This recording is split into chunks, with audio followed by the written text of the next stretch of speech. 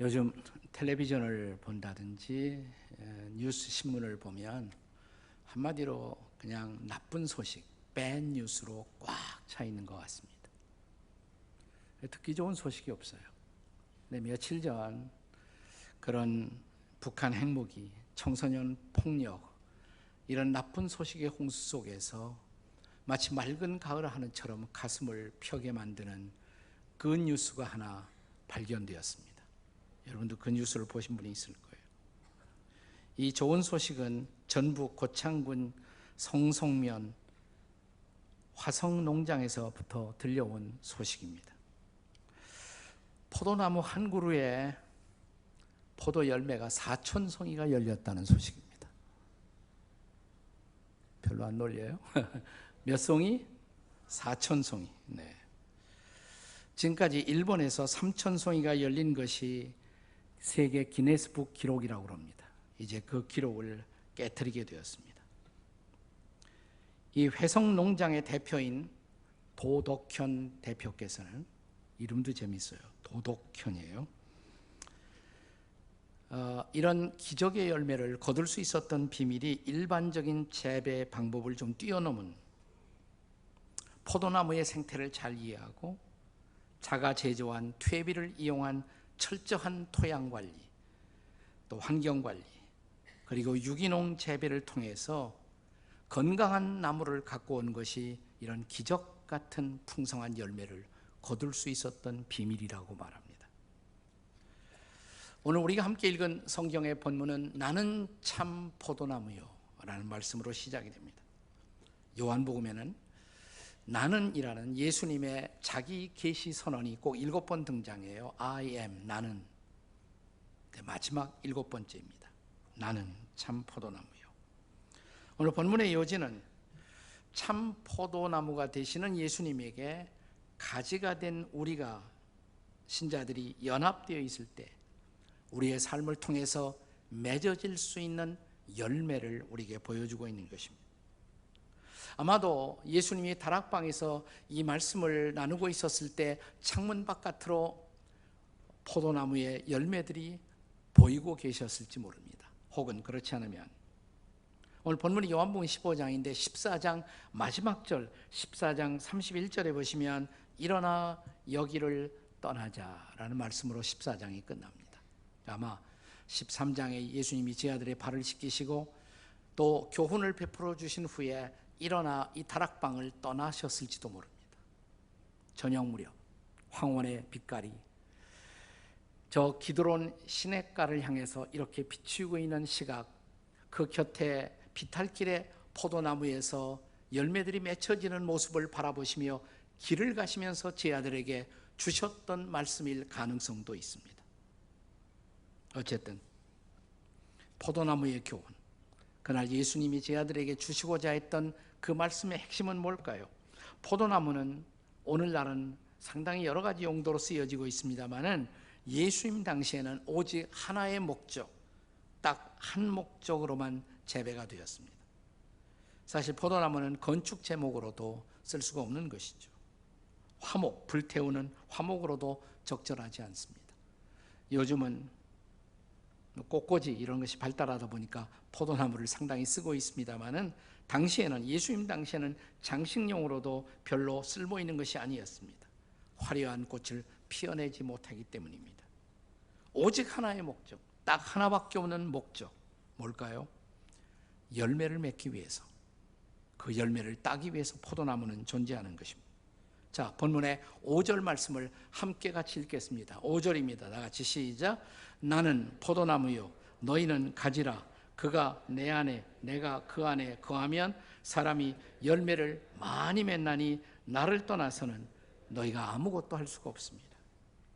자, 가지가 된 우리가 포도나무 대신 예수님에게 붙어있는 유일한 이유, 열매를 많이 맺기 위해서라는 것입니다. 8절 보실까요? 본문의 8절입니다. 다 함께 시작. 너희가 열매를 많이 맺으면 내 아버지께서 영광을 받으실 것이요 너희는 내 제자가 되리라. 네, 제자다운 제자, 예수님을 따르는 제자가 되기 위해서는 열매를 맺어야 합니다. 그렇다면 예수님의 제자로 열매를 많이 맺을 수 있는 비밀 뭘까요? 그 첫째는 우리는 가지된 존재로서 나무이신 예수님에게 붙어 있어야 한다는 것입니다. 자, 본문의 2절은 이렇게 시작됩니다. 무릇 내게 붙어 있어 열매를 맺지 아니하는 가지는, 자 4절에도 내 안에 거하라 나도 너희 안에 거하리라. 가지가 포도나무에 뭐예요? 붙어 있지 아니하면 스스로 열매를 맺을 수 없음 같이 너희도 내 안에 있지 아니하면 그리하리라. 저는 여기서 그리스도인, 크리스찬에 대한 아주 성경적인 아름다운 정의를 발견합니다. 크리스찬이 누구일까요? 그리스도인이 누구일까요? 한마디로 말하면 그리스도에게 붙어 있는 사람. 좋은 정의죠. 예수에게 붙어 있는 사람. 그리스도인은 그냥 교회 나오는 사람이 아닙니다. 교회 나오고도 안 믿는 사람 꽤 있어요. 그리스도인은 세례나 침례를 받은 사람이 아닙니다. 그 세례 다 받아놓고도 예수님과 상관없이 살아요. 자, 그리스도인은 교회의 예배의 자리에 주일마다 참석하는 사람도 아닙니다. 예배의 자리에 나오면서도 그리스도에 대한 진정한 신앙 고백을 갖지 못한 사람 얼마든지 있어요. 그리스도인은 그리스도에게 속해 있는 사람입니다. 속해 있는 사람. 크리스찬이라는 말을 본래 히라보에서는 크리스티아노스 이렇게 말해요. 크리스티아노스. 라틴어로는 크리스티아누스. 단어적인 정의, 사전적 정의는 뭐냐면 그리스도에게 belonging to, 속해 있는 사람을 뜻하는 것입니다. 그는 이제 더 이상 내 인생을 내 것으로 생각하지 않습니다. 그리스도에게 속해 있기 때문에 철저하게 그리스도의 뜻을 묻고 그리스도 중심의 인생을 살아갑니다. 제가 성경을 처음 배우기 시작했을 때 선교사님들에게, 선교사님 한 분이 영어로 크리스찬의 정의를 우리에게 가르쳤던 것이 오랜 세월이 지나간 지금도 생생합니다. 자, 크리스찬이라는 말은 영어로 쓸 때 Christ 그 단어에다가 마지막에 I-A-N이라는 어미가 붙죠. I-A-N, Christ I-A-N. 이 선교사님이 우리에게 항상 말씀하시기를, 자 끝에 I-A-N 이 단어의 뜻이 뭐냐? I 그 다음에 A는 am, nothing. 나는 아무것도 아니다. 그럼 뭐냐? Christ is everything.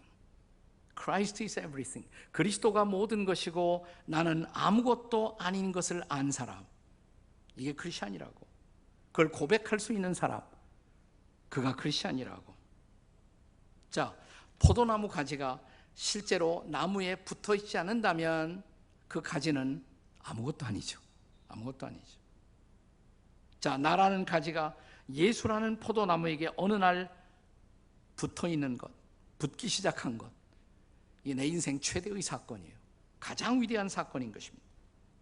자, 로마서 11장에 보시면 포도나무 대신에 감람나무의 비유가 등장합니다. 사실 이스라엘 백성들에게 있어서 가장 중요한 나무가 이 두 가지예요. 이것은 민족적인 상징이라고 할 수가 있어요. 포도나무. 그래서 여러 메노라월에서 그 금초대를 사용할 때도 거기 포도나무가, 포도 열매가 그려져 있고요. 그리고 또 하나, 이 포도나무와 함께 민족적인 상징으로 등장하는 또 하나의 나무가 감람나무입니다. 올리브추리예요. 정확하게 말하면 올리브추리라고 할 수가 있습니다. 자, 로마서 11장 17절에 보시면 이런 말씀이 있습니다. 다 같이 한번 읽어보세요. 로마서 11장 17절 시작. 또한 가지 얼마가 꺾이었는데 돌감람나무인 내가 그들 중에 접붙임이 되어 참 감람나무 뿌리의 진액을 함께 받는 자가 되었은즉. 바울은 지금 여기에서 이방인들, 하나님과 상관없이 예수님과 상관없이 살던 이방인들에게 일어난 가장 놀라운 사건이 뭐냐? 너는 본래 돌감람나무다. 어느 날 돌감람나무였던 내가 그 가지가 거기서 꺾여갖고 참감람나무에 접붙임이 되었다. 이게 바로 우리가 이방인들이 크리스찬이 된 놀라운 사건을 그렇게 그리고 있는 것입니다. 이걸 다시 말하면 포도나무죠. 우리가 포도나무에게 접붙임이 되었어요.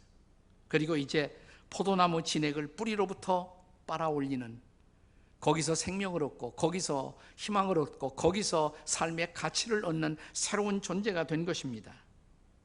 자, 이제 우리에게 중요한 것은 가지가 아니에요. 뿌리예요, 뿌리. 자, 이것을 로마서 11장 18절에서 바울이 다시 어떻게 설명하고 있는지 들어보십시오. 11장 18절에 조금 아까 읽었던 말씀은 17절인데 그 다음 절입니다. 같이 읽습니다. 시작. 그 가지들을 향하여 자랑하지 말라. 자랑할지라도 네가 뿌리를 보존하는 것이 아니요 뿌리가 너를 보존하는 것이다. 이제 가지 너는 자랑할 게 아무것도 없다 이 말이에요. 이제 뿌리다 이 말이에요. 왜? 뿌리가 수분을 공급하고 뿌리가 가지를 지탱하고 뿌리의 도움으로 가지는 열매를 맺기 때문에 그 핵심적인 메시지가 뭐예요? 그리스도가 뿌리라는 것이죠. 이제 내 삶의 뿌리, 내 삶의 전부는 그리스도라는 것이에요. Christ is everything. I am nothing. 나는 그리스도로부터 그분의 소망, 그분의 생명, 그분의 능력을 공급받아 살아가고 있는 사람이라는 것입니다. 이걸 원색적인 말로 표현하면 크리스천이란 누구냐? 그리스도에게 접붙임당한 사람, 붙어있는 자, 붙어있는 자, 예수에게 붙어있는 자, 이게 크리스천이란 말이죠. 자, 옆에 있는 분들에게 잘 물어보세요. 잘 붙어 계십니까? 이렇게 지금 주무시고 있는 분이 있는데 그래갖고 어떻게 붙어 있겠습니까? 네. 자, 우리가 열매를 맺기 위해서 우리에게 필요한 것 첫 번째는 뭐냐면 뭐예요? 그래서 가지가 된 우리가 예수님에게 붙어 있어야 한다. 두 번째는 우리가 열매를 맺으려면 우리는 농부에 의해서 깨끗하게 되어야 합니다. 날마다 깨끗하게 되어야 합니다. 자, 본문에서 이 가지 얘기가 나오는데 가지를 세 가지 종류로 크게 나눌 수가 있어요.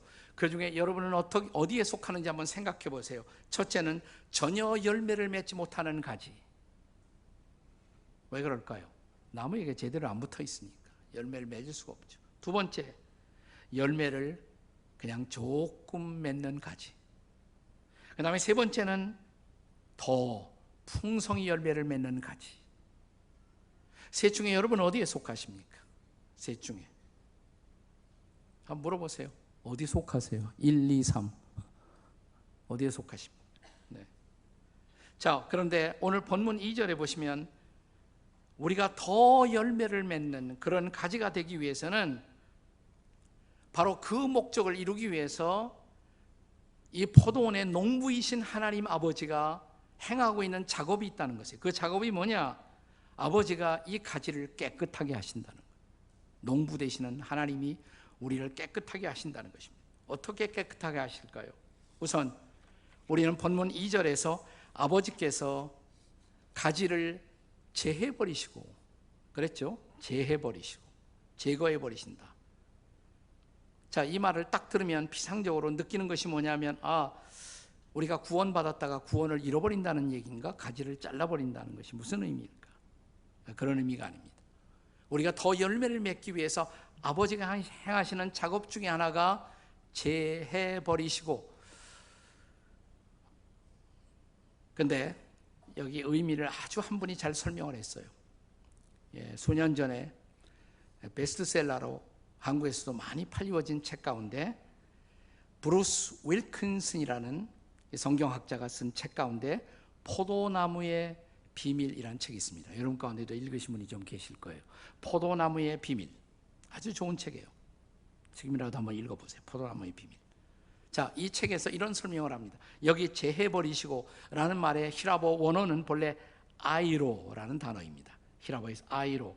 근데 그 말을 직역하면 들어올린다, 찝어 올린다는 뜻이에요. 들어올린다, 찝어 올린다. 자, 포도나무 가지들이 밑으로 처져 갖고 땅 위를 기다 보면 먼지가 덮여요.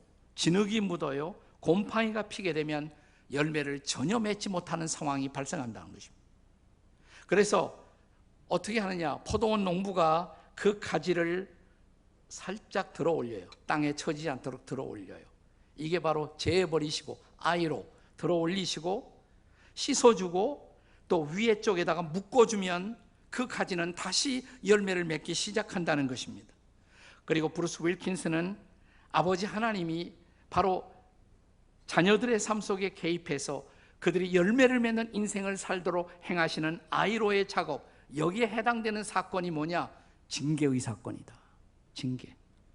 때로 하나님 아버지가 우리를 징계하세요. 정신 차리라고 우리를 징계하십니다. 잘못 산다고, 이렇게 하면 열매 못 맺는다고, 열매 없다고. 이것이 바로 징계의 사역이라는 것입니다. 자, 히브리서 12장 5절과 6절의 말씀입니다. 같이 한번 읽겠습니다. 시작. 주의 징계하심을 경히 여기지 말며 그에게 꾸지람을 받을 때 낙심하지 말라. 주께서 그 사랑하는 자를 징계하시고 그 받으시는 아들마다 채찍질하심이라. 자, 아버지가 자식들을 기르면서 어떤 때는 야단을 쳐요. 혹독하게 야단을 칠 때도 있습니다. 요즘은 참 학대 문제 때문에 그렇게 하고 그렇지만 옛날에는 다 우리가 맞으면서 자랐잖아요. 부모에게 때립니다. 그러나 그것은 사랑이라는 것을 우리는 압니다. 부모의 사랑이죠. 제대로 바르게 자라나라고. 자, 이 징계의 목적, 그 목적이 뭘까요? 히브리서 12장 11절의 말씀입니다. 함께 같이 읽습니다. 시작. 무릇 징계가 당시에는 즐거워 보이지 않고 슬퍼 보이나 후에 그로 말미암아 연단받은 자들은 의와 평강의 열매를 맺느니라. 열매 맺게 하려고. 징계의 목적이 열매. 무슨 열매? 의의 열매. 우리가 인생 바르게 살라고. 평강의 열매. 하나님과의 바른 관계 속에서 살아가는 인생을 살라고. 그런데 브루스 윌킨스는 아버지 하나님이, 포도원 농부이신 아버지 하나님이 우리가 열매 맺는 인생을 살도록 때로 우리를 징계하시지만 이 징계 말고 또 한 가지의 사역이 있다. 그걸 그분은 가지치기의 사역이다 이렇게 말합니다. 가지치기. 자, 징계라는 것은 우리의 죄 때문에, 우리의 명백한 잘못이나 허물, 죄 때문에 하나님이 우리를 징계하세요. 나 가지치기는 우리의 죄와 상관이 없어요. 자, 가지치기는 우리의 자아를 다루시는 하나님의 손길이다 이렇게 말합니다. 우리의 자아가 더 주님 앞에 순종하도록, 우리의 자아가 제대로 하나님 앞에 헌신하여, 즉 하나님 나라의 우선순위를 갖고 인생을 살아가도록 하나님이 때때로 가지치기를 해주신다는 것입니다. 자, 징계와 가지치기는 표면상으로 비슷해 보일 수가 있습니다. 고통스럽다는 관점에서는 같습니다. 둘 다 고통스러워요. 네, 징계를 받을 때도 가지치기를 당할 때도 고통스러워요. 그러나 징계는 우리의 잘못에 기인한 것이지만 가지치기는 우리의 잘못과 상관없이 우리가 잘하는데도 가지치기가 우리의 인생 속에서 일어날 수가 있어요. 자, 따라서 징계에 대한 우리의 반응은 회개이지만 가지치기는 순종, 헌신입니다. 자, 징계는 열매를 전혀 없던 상태에서 열매를 맺기 위해서지만 가지치기는 더 많은 열매를 맺기 위해서인 것입니다. 가지치기를 제대로 해주지 않으면 포도나무는 무성하게 퍼지기는 하는데, 그래서 굉장한 것 같은데 가까이 가보면 쓸만한 열매가 별로 없어요. 그래서 가지치기가 필요하다는 것입니다. 성도들의 삶에서 우리의 죄와 상관없이 경험되는 인생의 시련들은 종종 하나님의 가지치기일 수가 있습니다. 저는 바울 사도가 겪었던 많은 시련, 바울이 잘못해서 아니잖아요. 바울이 열심히 복음 전하고 세상을 바꾸는 일을 하는데도 바울에게 적지 않은 인생의 시련이 있었어요. 육체의 가시가 있고 많은 시련이 있었어요.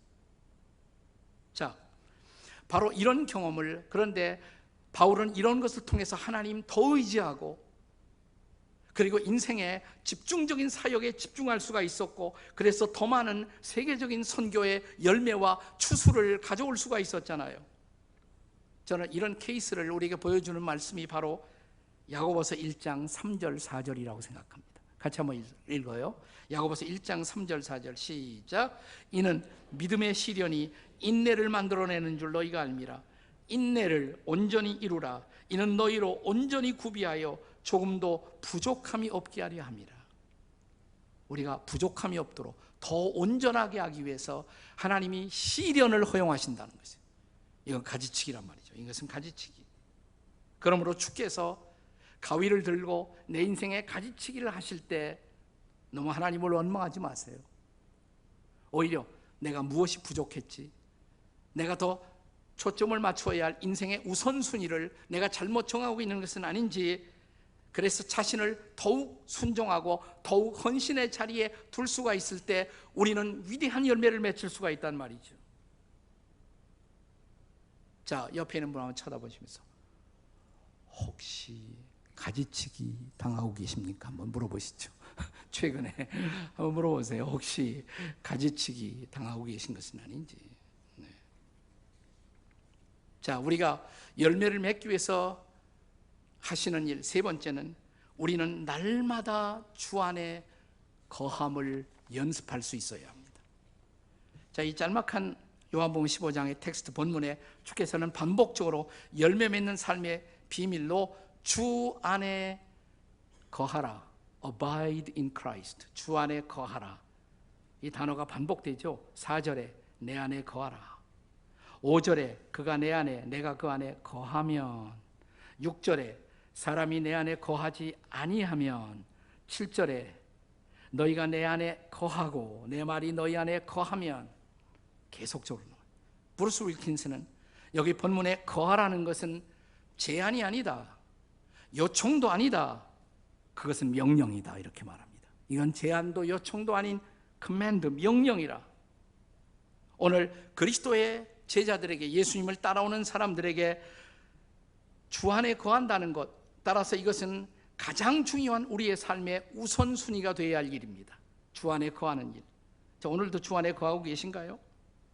자, 당장 우리의 반문은 어떻게 하는 것이 주 안에 거하는 것입니까? 그죠? 어떻게 하는 것이 주 안에 거하는 것입니까? 7절이 그 대답을 우리에게 보여줍니다. 7절 다 같이 읽겠습니다. 7절 시작. 너희가 내 안에 거하라, 내 말이 너희 안에 거하면 무엇이든지 원하는 대로 구하라, 그리하면 이루리라. 잘 보세요. 여기 7절 너희가 내 안에 거하고, 저는 그 다음에 말씀은 다 주 안에 거하는 방법을 말씀해 주신 거예요.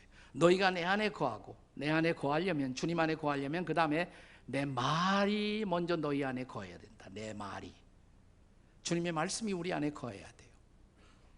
그 다음에 그 말씀을 붙들고 무엇이든지 원하는 대로 구하라, 그리하면 이루리라. 이게 열매예요.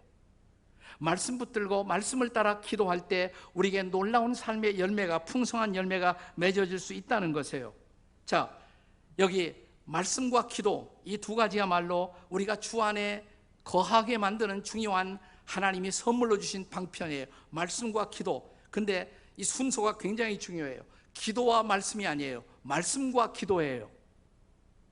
무슨 차이가 있을까? 굉장한 차이가 있어요. 저 5만 번이나 기도의 응답을 받았다는 유명한 기적의 사람 조지 뮬러의 이야기를 좀 들려드리고 싶습니다. 뮬러가 그렇게 기도의 위대한 기적을 경험했던 그가 이런 고백을 합니다. 나는 처음에 내가 크리스찬이 되어서 10년 동안 나는 기도 생활에 관한 한 늘 헤매었다. 늘 방황했다. 왜 그래요? 기도하려고 그러면 마음이 산란해지고 집중도 잘 안 되고 무엇을 기도해야 좋을지 모르고, 우리가 그럴 때 많이 있잖아요. 내 10년간의 기도 생활은 그런 방황이었다. 어느 날 내가 바로 이 말씀을 붙들었다. 요한복음 15장 7절 말이에요. 내 말이 너희 안에 거하면. 그러니까 먼저 기도할 것이 아니라 주님의 음성을, 말씀을 내가 먼저 받아야겠구나. 성경을 먼저 읽어요. 읽고 내가 읽은 말씀에 근거해서 기도를 하기 시작해요. 그러니까 기도가 방황할 필요가 없어요. 헤맬 필요도 없고. 그리고 이것을 뮬러와 그리고 우리 신앙의 선배들은 이렇게 말하기 시작했습니다. 말씀으로 기도하기. 그냥 기도가 아니라 말씀으로 기도하기. 옛날 우리 신앙의 선배들도 먼저 렉시오 디비나, 항상 말씀을 먼저 읽어요. 그리고 말씀을 붙들고 그것에 근거해서 기도한단 말이죠. 말씀으로 기도하기. 예를 들어 볼게요. 자, 우리가 잘 아는 유명한 시편 1편을 내가 아침에 읽었다고 가정을 해보십니다. 시편 1편 딱 읽으니까 시편 1편에 뭐가 나와요? 1편. 혹시 시편 1편 1절을 기억하십니까? 복 있는 자는 악인의 꾀를 쫓지 아니하고, 또 죄인의 길에 서지 아니하고, 또 오만한 자의 자리에 앉지도 아니하고. 1절 읽었어요. 1절 읽고 기도하란 말이에요. 어떻게 기도해? 하나님, 정말 제가 주님 말씀처럼 복 있는 사람이 되고 싶어요. 주님, 그래서 제가 악인들의 꾀를 따라가지 않도록 저를 지켜주세요. 제가 죄인의 길에 서지 않도록 저를 지켜주시고요, 오만한 자리에 앉지 않도록 저를 꽉 붙들어 주세요. 자, 2절 읽습니다. 오직 여호와 율법을 즐거워하며 그 율법을 주야로 묵상하는 자로다. 주님, 제가 정말 하나님의 율법을, 말씀을 즐거워하는 사람이 되고 싶어요. 마지못해 성경 가까이 하는 사람이 아니라 말씀을 즐겁게 붙들고 싶어요. 저에게 묵상을 가르쳐 주세요. 제가 늘 말씀을 생각하면서 하루길을 걸을 수 있도록 도와주세요. 3절, 그는 시냇가에 심은 나무가 철을 따라 열매를 맺으며 잎사귀가 마르지 아니함 같으니, 주님, 제가 정말 그렇게 살고 싶어요. 제 인생이 말라버리는 인생이 아니라 철을 바꿀수록 더 풍성한 열매를 맺는 인생을 살고 싶어요. 주님, 오늘 내가 이 말씀을 붙들고 살도록 저를 인도해 주세요. 이게 말씀으로 기도한단 말이에요. 그러니까 그냥 딱 기도하려고 눈 감으면 보통 우리 생각나는 게 뭐냐면, 내가 남편 위해서 조금 기도하고 자식 위해서 조금 기도하고 그 다음에 기도할 게 없어져. 나는 내 욕구를 따라서만 기도했지 하나님의 뜻, 하나님의 기대를 따라 기도해 본 일이 없어요. 말씀을 읽고 그 다음에 기도한다는 것은 하나님의 뜻을 따라 기도해요. 하나님이 얼마나 기뻐하겠어요. 열매를 맺고. 여러분, 오늘 이게 굉장히 중요한 겁니다. 말씀으로 기도하기. 여러분, 놀라운 사실은 예수님의 기도 생활, 예수님은 마지막 십자가상에 돌아가시면서도 말씀을 붙들고 기도하세요. 어떻게 하셨을까요? 예수님은 십자가상에서 시편 22편을 떠올리셨습니다. 그러니까 평소에 말씀도 좀 암송도 하고 묵상도 하고 필요하겠죠. 시편 22편 딱 열면 1절이 뭐예요? 나의 하나님, 나의 하나님, 어찌하여 나를 버리셨나이까. 예수님이 십자가에서 그렇게 하셨어요, 안 하셨어요? 하셨죠. 그 말씀을 떠올리면서 기도하는 거예요. 말씀을 붙들고 하는 거예요. 하나님, 어찌하여 저를 버리시나이까. 그 다음에 시편 22편 15절에 보면 내용이 조금 바뀌어요. 자, 우리가 보는 15절에는 내 혀가 천장에 붙었나이다. 이게 뭐예요? 내가 막 마르다 이 말이죠. 그 말씀을 떠올리면서 주님, 내가 지금 너무 목말라요 그랬잖아요. 내가 목마르다. 그리고 십자가상에서 마지막으로 주님이 기억했던 말씀이 시편 31편 5절입니다. 31편 5절은 이렇게 되어 있어요. 내가 나의 영을 주의 손에 부탁하나이다. 근데 그 말씀을 붙들고 예수님이 조금 바꿔서 기도하시죠. 뭐라고 기도하셨습니까? 아버지, 내 영혼을 아버지 손에 부탁하나이다. 말씀을 붙들고 기도하는 거예요. 말씀을 따라 기도하는 것이에요. 자, 이렇게 우리의 믿음의 선배들은 말씀과 기도를 통해 주님 안에 거하는 삶, 그 거함을 날마다 실천하는 일, 이걸 경건의 시간이라고 불렀어요. 경건의 시간. 그리스도인들에게 우리의 삶이 주님 안에 거할 수 있도록 갖는 경건의 시간과 그 실천보다 중요한 것은 아무것도 없다고 말했습니다. 얼마 전에 한국을 다녀간 존 파이퍼도 이런 말을 했습니다. 날마다 말씀을 읽으십시오. 그 말씀이 당신의 기도가 되게 하십시오. 이것이 말씀의 의미를 이해하고 기도를 배울 수 있는 가장 좋은 방법입니다. 이것이 우리로 날마다 주 안에 거하게 하는 영적인 비밀입니다. 제가 최근에 책 한 권을 읽다가 제 마음속에 감동이 되었는데, 19세기의 사람이에요. 19세기 스코틀랜드의 경건한 목자였던 휴 말틴이라는 분이 쓴 책 가운데 그리스도의 임재, 옛날 책인데 최근에 번역이 다시 되어서 나왔어요. 그리스도의 임재. 이 책에서 휴 말틴은 이런 말을 합니다. 마태복음의 구조를 주목하라고. 자, 신약성경의 첫 번째 책 마태복음 딱 열면 1장 1절 뭐예요? 마태복음 1장 1절이 아브라함과 다윗의 자손 예수 그리스도의 계보, 족보라. 그러니까 마태복음이 뭘로 시작돼요?